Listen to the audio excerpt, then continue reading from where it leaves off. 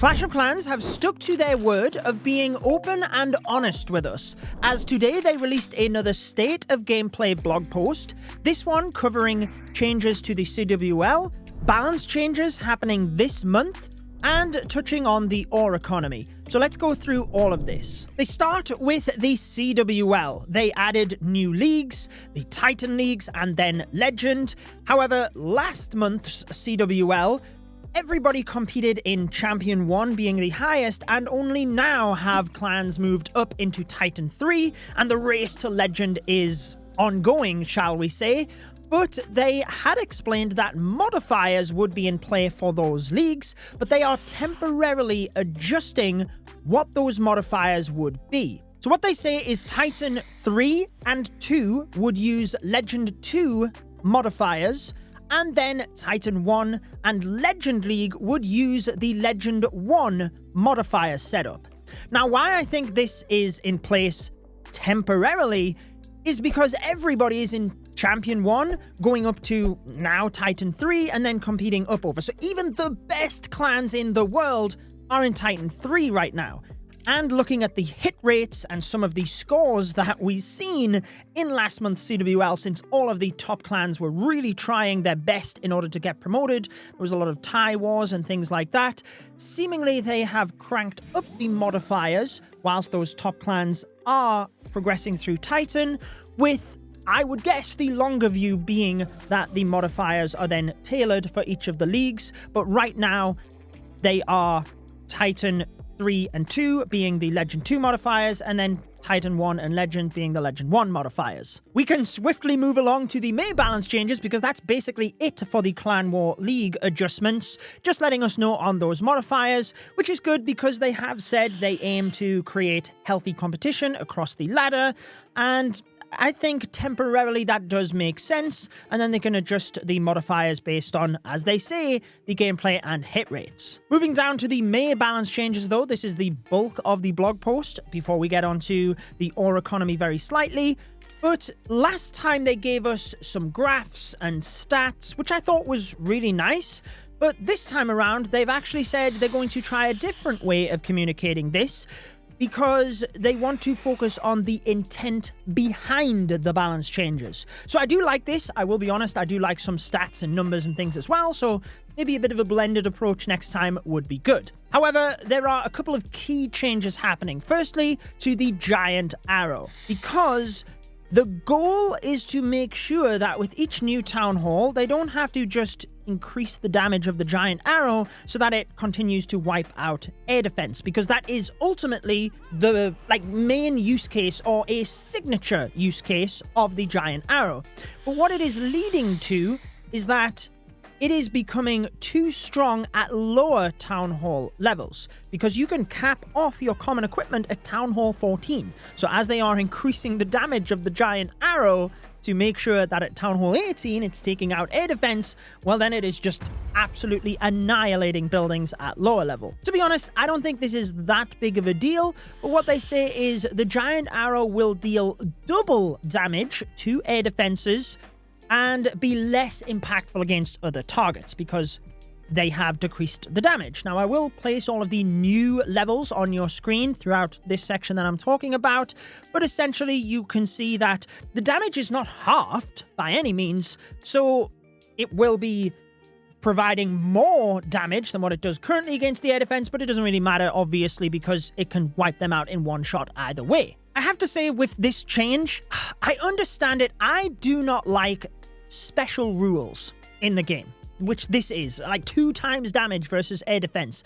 I expressed when Guardians first came out. I didn't like the fact that poison spells didn't work on the Guardians, but the poison lizard would, and there was like special balancing rules that for just a common player that isn't like that deep into Clash of Clans, maybe they wouldn't know that because it's not specific in the descriptions and things as well. So I don't love this, adding more special rules to balance something, but I can understand it. Let's put it that way. I'm also not sure that for this one, I have a better solution because, yeah, we want the giant arrow to still take out air defense at the highest level because that is, like, as they have said themselves, a signature purpose of the giant arrow. So I'm okay with this one. I am still just a big advocate that we should have advanced descriptions in the game. All of these little special rules, everything, ranges of troops and anything that is mechanically specific to that troop or that equipment should be clearly displayed in either the stats or the description. You can have a basic description, but put everything in the advanced description so that if players want to dive deeper and understand the intricacies of a set troop or siege or equipment, whatever, then they can. Moving along to the next bit though, because they have acknowledged the Dragon Duke has been a bit overtuned, so they are looking to adjust that because it shouldn't have too much of an impact on the meta as it does currently. So they are adjusting the rocket backpack, the Fireheart, which I had a feeling it might have because it is such a strong piece of equipment, and also the trap damage reduction of the Dragon Duke. Now that is the Dragon Duke. Aside from any equipment, its passive ability where it is enraged, it also receives less damage from traps. That is being toned down a bit. Again, as I'm discussing this section, I'll make sure to have all of the changes on your screen so that you can see all of the numbers specifically. Now, after initially sharing this blog post with creators, they did add a section ready for its release, which is a change to the Flame Blower. Not a nerf, but more how it interacts with the rocket backpack. Previously, if you used both of these equipments, the area of effect from the Flame Blower would impact the direction the Dragon Duke flew through the middle of the base. After these balance changes, the area of effect from the Flame Blower will happen first, before the Dragon Duke then turns direction to fly through the base due to the rocket backpack. This just means the damage from the combination of them both might not hit the same targets as it used to. Much like any of the balance changes they do, by the way, they have said they will monitor how he performs from here, tightening his very cool looking chains further if needed, i.e. if he is still way too powerful with these adjustments, because I will say they are they're not huge nerfs, which is good. I don't think they should massively nerf the Dragon Duke, but they should nerf it if they are seeing from their data that it is overtuned. So they will continue to nerf it if is needed, but clearly they will just see what impact this has first. Now, the air meta in itself is not only strong because of the Dragon Duke. Clearly it's a factor, they're adjusting that, but they are adjusting some other areas as well, because they say their goal is to create a healthy balance between ground and air strategies. So they will be adjusting the lava launcher. That will be getting weaker in the damage that is dealt, but also the range of the lava launcher is being decreased as well, because right now for ground strategies, it is so powerful. I love the Warden charge attacks and even just the huge hero dive attacks, to be honest, but it's so devastating, especially with modifiers going up against the lava launcher, and really it is just clearly the best crafted defense of this current rotation, and that is why they are also buffing the air bombs and the roaster. So hopefully they can buff those two crafted defenses to pull air a little bit down in line and boost ground attacks by adjusting the level of the lava launcher. That's not all they are doing when it comes to air strategies though, because they are also adjusting the Skywagon and the Dragon Rider. So the Skywagon is losing one of its barrels alongside one minion and one level across all of its troops.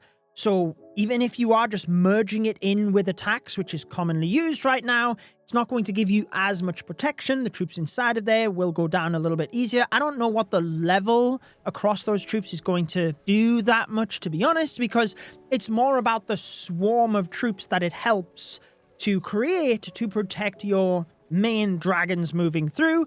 But again, I do like when they have the data, they haven't shared it with it. That's why I'm saying I would like a blended approach so we could actually see some stats, but seemingly it is too strong in terms of hit rate and use rate is the two things they go off, but whether they're being cautious because it's not overly powerful or they don't want to nerf it too much, I guess time will tell. But much like the Dragon Duke, I'm sure they'll be monitoring this and adjusting things further if needed. Much like the Dragon Rider, they say it receives a small nerf. Looking at the stats specifically, you can see this is only for Town Hall 18, where the hit points of the Dragon Rider are decreased by 300 and a 20 damage per second decrease as well.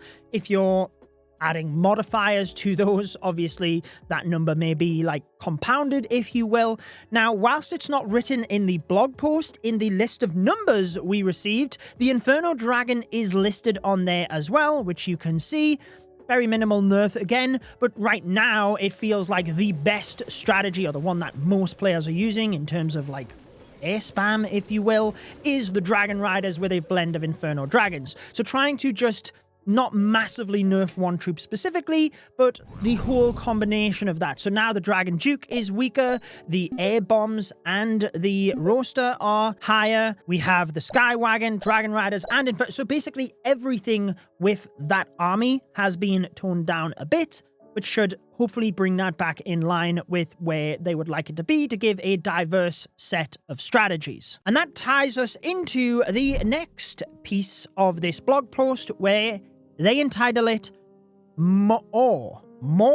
We got a glimpse of this in the Inside the Builder Hut episode, which I did break down here on the channel, where Sabrina, the general manager of Clash of Clans, discussed how they were working on a solution, specifically returning players she was talking about, for people catching up on ore, and she discussed how we would be able to get ore from upgrading heroes or just generally progressing through the game. So we get a little bit more glimpse into that here, because they say, now that we have shared our reasoning and goals for the upcoming May balance changes, the design team is looking at new ways of freshening up attack possibilities to break the gameplay balance once again, with a new troop, new gameplay content that could change the flow of attacks in an unexpected way, and a monolithic epic equipment. So with the balance changes, they're looking to bring the ground and air back in alignment, and they have said in the past and numerous times recently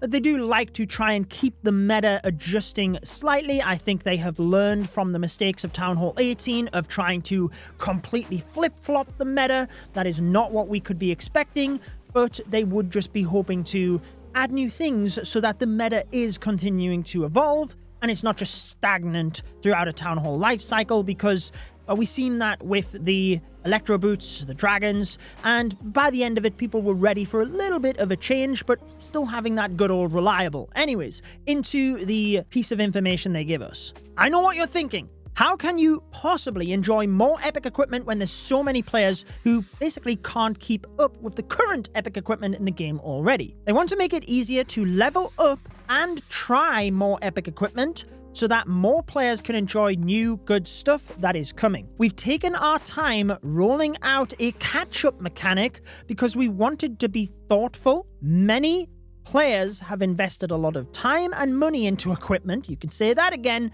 and we want to be fair about how we accelerate our new and re-engaged players who have missed previous equipment releases and events. So basically, and I think this is fair, you do want new players that are coming in to not feel overwhelmed and be able to catch up, but you still want the players that did take the time and money to upgrade their equipment at the time to not feel like, well, that was a waste of time because I could have just entered here and then caught it right up.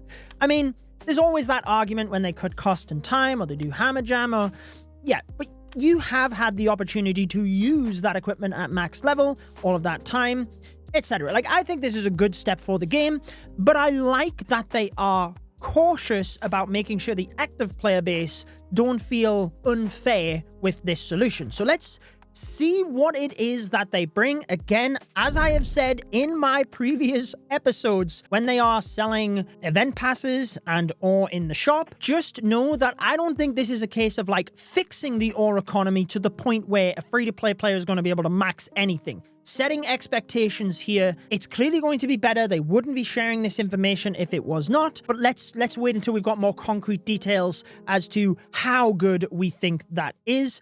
Now, I do actually want to pick up on one thing they said a couple of sentences beforehand, and that is specifically where they said make it easier to level up and try more epic equipment. Whether that is a case of the accessibility of epic equipment becomes easier, or, again, as I have been saying, like, I appreciate we make this sound easy, right? But the Super Troops, there is an element where you can just press try and try out that Super Troop. It has been suggested since equipment released. Can we have an area to try equipment before we invest gems or time into getting a set piece of equipment? Can we try it out at max level as well? Similar to Super Troops, just give us a battleground to try out that equipment so we can test it out before we use it. I'm not sure that that's what they mean here. They might be, again, talking about accessibility of equipment, which is good. I would like to see that. But as I mentioned in the last video as well, there are some low-hanging fruit that in the interim of this big change that they've took their time, they could be adding this stuff. I would love to see an area where we can try out equipment and then people can make some more informed decisions from within game and not have to rely on subjective opinions from content creators. Even though we try our best, people play with different play styles. So if you could try it out,